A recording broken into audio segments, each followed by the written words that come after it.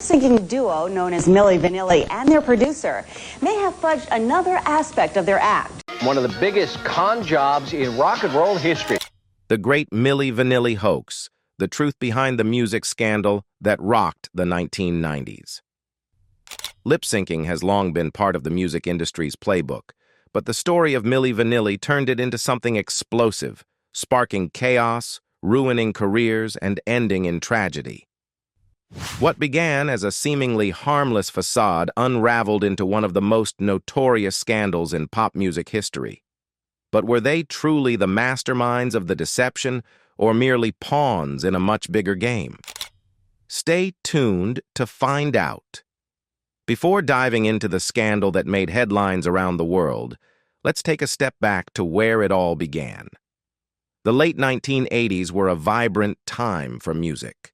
Pop culture thrived on infectious tunes, eye-popping music videos, and magnetic performers who could capture the public's imagination. It was in this energetic atmosphere that Fab Morvan and Rob Pilatus stepped into the spotlight. Charismatic and undeniably talented, they seemed destined for stardom. Fab Morvan, born May 14, 1966, in Paris, France, had an undeniable gift for music. From an early age, his soulful voice and magnetic stage presence set him apart. He spent his formative years honing his craft in France before moving to the United States to pursue his musical dreams.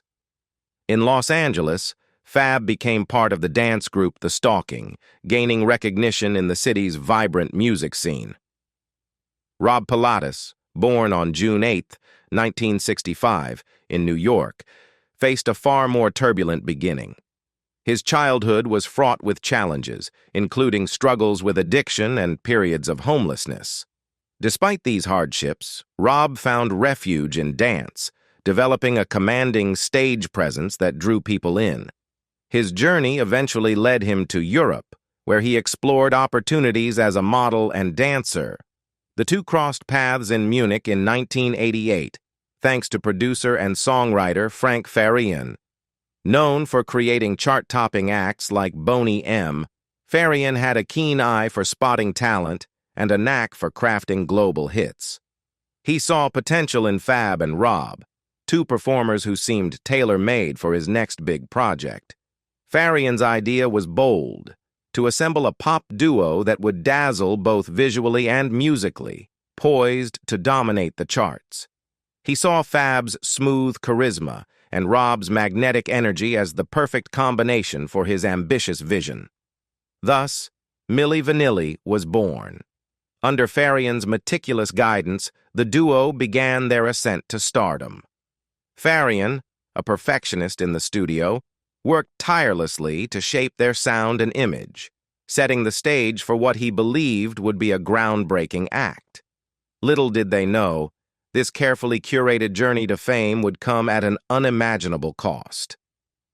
Girl, You Know It's True was already hit before Pilatus and Morvan were cast.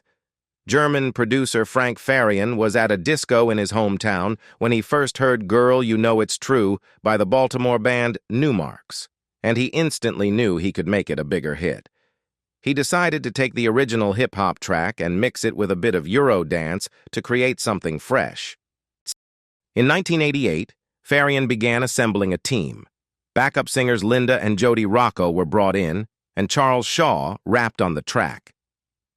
When he played the record for me, I already knew the song, Shaw told Billboard. I had been dancing to the Newmarks version in American clubs in Hamburg. When Farian played it, I said, "This song ain't new." Shaw says Farian admitted the track wasn't new, but decided to move forward with it anyway, mixing voices to create a fuller sound. You can't really hear the vocals or tell exactly who's singing because there are so many voices in the chorus, Shaw explained. Eventually, Brad Howell and John Davis were brought in to handle the vocals. Farian's remix of the song quickly gained traction in Europe. Now he just needed the right faces to front the group. Morvan and Pilatus were present in the recording studio but didn't sing one note. At the time, New York-born Rob Pilatus and Guadeloupe native Fab Morvan were living in a housing project in Munich, struggling to make ends meet. Their situation was dire, so much so that they resorted to stealing food just to survive. It was during this rough period that Frank Farian came into their lives. Farian, a seasoned music producer, saw potential in the two young dancers and offered them $4,000 each to become the faces of a new musical project. That project would become the infamous duo Milli Vanilli, named after the nickname of Farian's girlfriend.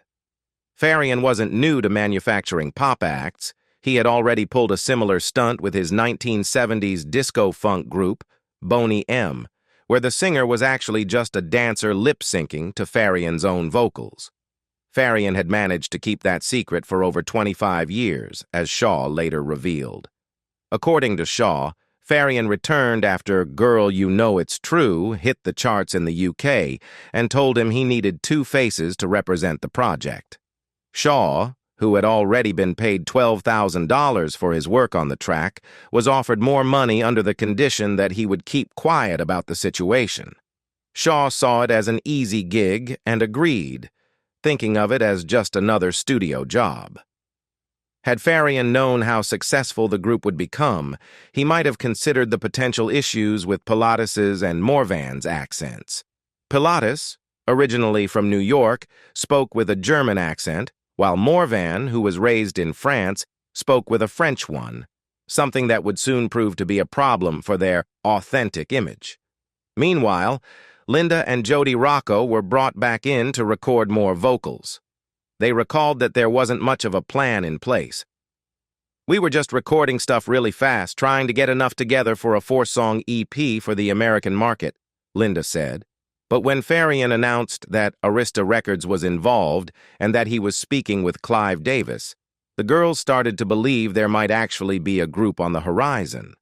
However, when they arrived at the studio for the next session, it quickly became clear there was no real group.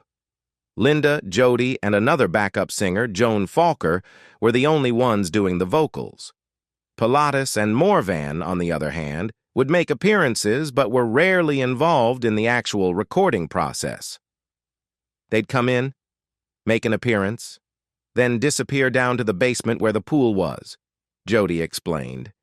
They'd hang out there for a couple of hours, but never once did they sing a note or step into the studio.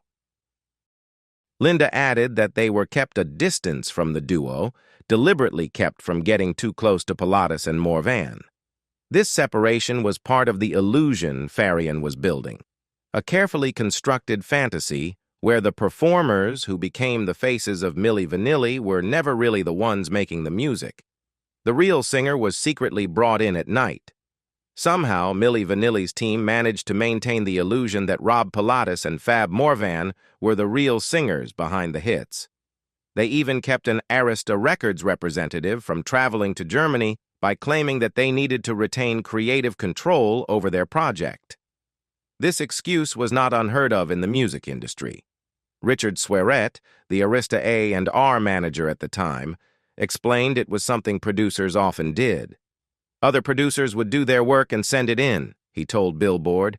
They just didn't want anyone in the studio with them because it's a creative, professional distance a producer wants to have. I respected that, and there was no reason to think that it was anything other than that.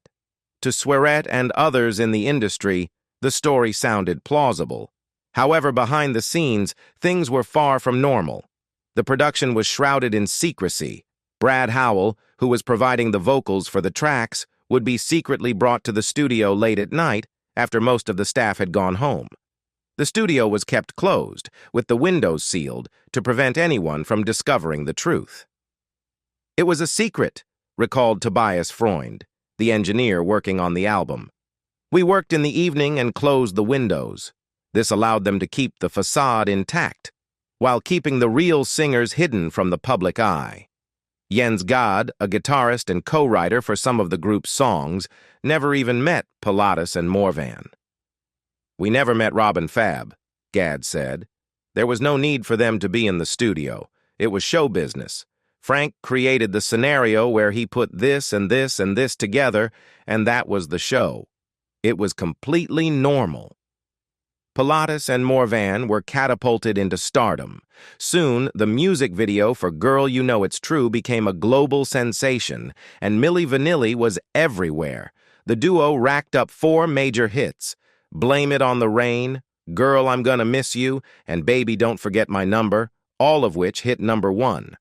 One on the charts alongside All or Nothing, which peaked at number 4. Their catchy songs and flashy videos dominated the airwaves, making them one of the hottest acts of the late 80s and early 90s. But with fame came suspicion. Fans and journalists began to notice something wasn't quite right. Every time we gave an interview, the reporters would hear my French accent or Rob's German accent, and they'd say, "No way. How could these guys have sung the songs?" Fab Morvan explained in an interview with the Los Angeles Times. The mismatch between their accents and the perfect American pop vocals in the songs raised eyebrows.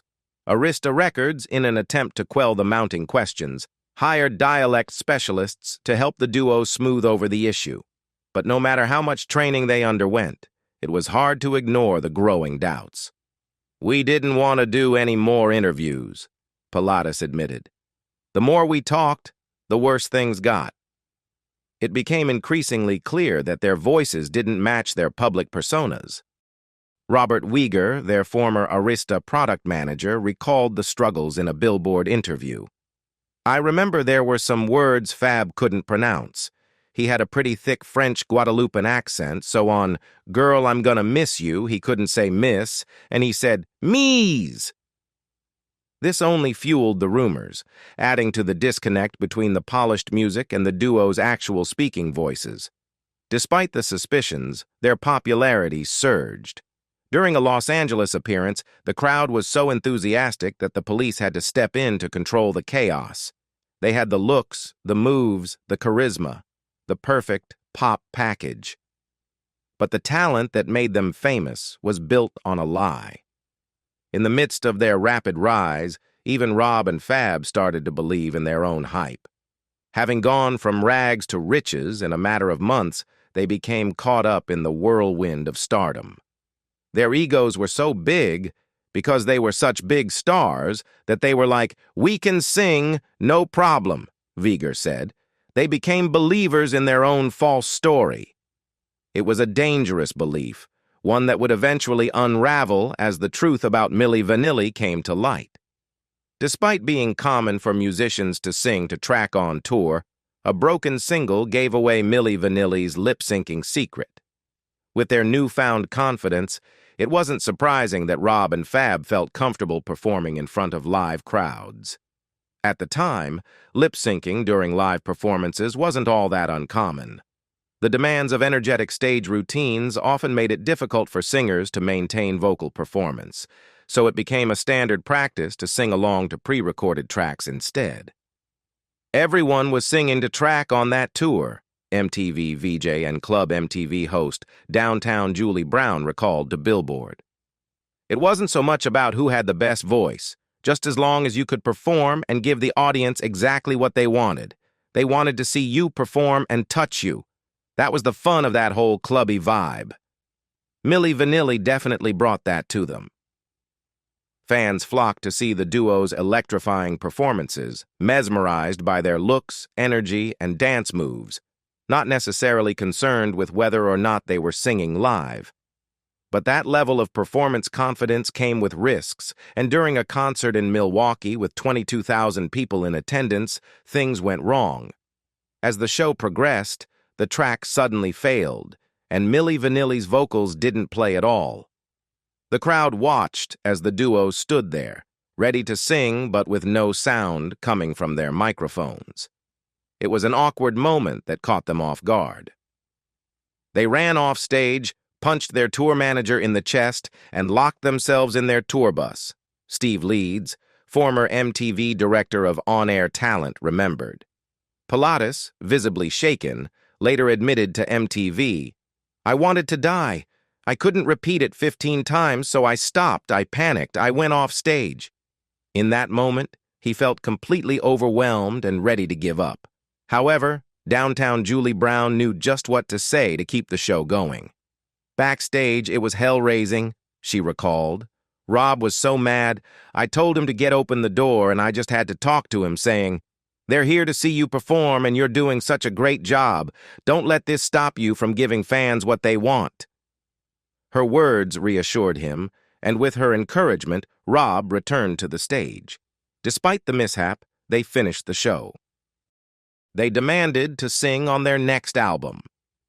Despite the backlash and their infamous performance mishap in 1989, Rob Pilatus and Fab Morvan managed to weather the storm and went on to win major accolades, including awards at the 1990 American Music Awards, AMAs, and Grammy Awards. Their success seemed to defy the growing suspicions, but behind the scenes, the duo was increasingly dissatisfied with the situation they found themselves in. Pilatus and Morvan became frustrated with their lack of creative control, and, in a bold move, confronted Frank Farian, the mastermind behind Milli Vanilli.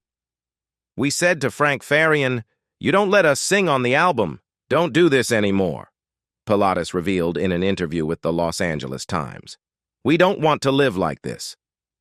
They wanted the opportunity to showcase their real vocal talents, but Farian wasn't willing to let go of the control he held over the project. Farian, in turn, blamed the duo's newfound cockiness for their downfall, while Pilatus and Morvan pointed the finger at him for taking advantage of their ambition and naivety. The tension between them quickly escalated, with Farian publicly claiming that the duo had issued an ultimatum. The pair responded with a press conference where Pilatus emotionally confessed, "We were seduced, we were abused, and we felt very guilty." The fallout was swift and severe. Arista Records, which had helped propel their career, severed ties with them, deleting their entire catalog from distribution. Fans who had once idolized them now demanded refunds and threatened lawsuits for fraud. In a stunning turn of events, the Grammy Award they had received for Best New Artist was revoked, marking the first and only time a Grammy was ever taken back. "To lose everything so publicly was harsh," Morvan later reflected on Oprah Winfrey's "Where Are They Now?" "You don't know where to turn because there's nobody around you. You're left alone. We were famous, and now we're infamous just like that." The crash from superstardom to scandal was swift and brutal. While Morvan eventually found his way back into music, focusing on electronic dance music, EDM, Pilatus struggled to recover from the public humiliation. "Rob Pilatus didn't do well with humiliation," Morvan said. "Being punched every day in the public eye leaves marks. The only way he could deal with it for him was the addiction." Sadly, Pilatus never overcame the personal and professional turmoil that followed their fall from grace.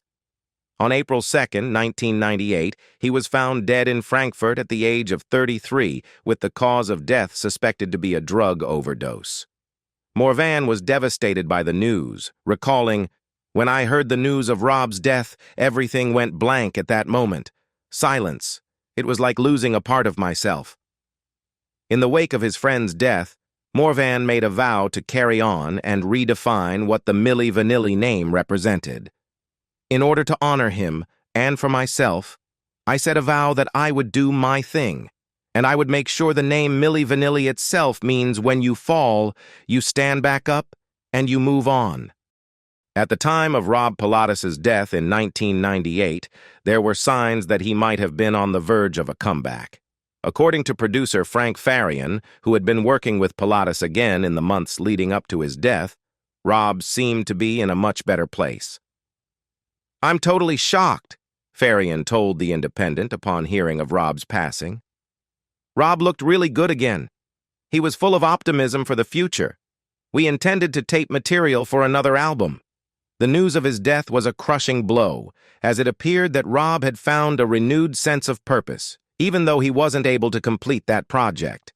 Fab Morvan, on the other hand, wasn't involved in the new project Rob was working on, but he has spent the years since their downfall reconnecting with Milli Vanilli's legacy in his own way. In a surprising twist, Fab teamed up with John Davis, one of the real vocalists behind the Milli Vanilli hits, to create a project called Face Meets Voice, a Milli Vanilli experience. This collaboration between Fab and Davis, an unexpected pairing considering their past, would have made for an intriguing and poetic turn in the duo's story. It would have been an excellent conclusion for the Milli Vanilli biopic that has been in development since 2007. Unfortunately, the film's production was halted when director Brett Ratner lost his co-financing deal with Warner Brothers due to allegations of sexual misconduct, leaving the project stalled and the final chapter of Milli Vanilli's story still unwritten on screen. Despite the turbulent history surrounding Milli Vanilli, Fab has managed to maintain a remarkably optimistic outlook. The duo's name, which they once claimed meant positive energy in Turkish, a claim that was later debunked, as it was inspired in part by the English group Scritti Politti, may have been based on a false narrative, but Fab's own personal journey reflects a real sense of resilience. In addition to continuing his music career, he has branched into motivational speaking, using his experiences to encourage others. Fab's reflections on his and Rob's contributions to pop culture have become more focused and deliberate over the years. In a 2018 interview with the Associated Press, he defended their place in music history, particularly their efforts during the peak of their fame. People might say, well, you know they didn't sing on the record, Fab acknowledged. But look at the rest. We were the heart and soul of Milli Vanilli. We did those 107 cities on tour in 8 months. We worked hard. We worked our butts off. We entertained people. For Fab, the true value of Milli Vanilli wasn't just in the recorded tracks, but in their performances, their connection to the audience, and the sheer effort they put into their live shows despite the shadows of their scandal. And that's it from us today. What do you think? Does Milli Vanilli's story serve as a warning to future stars about the dangers of sacrificing authenticity for success? Let us know your thoughts in the comments below, and don't forget to like and subscribe for more content. Until next time, thank you for watching.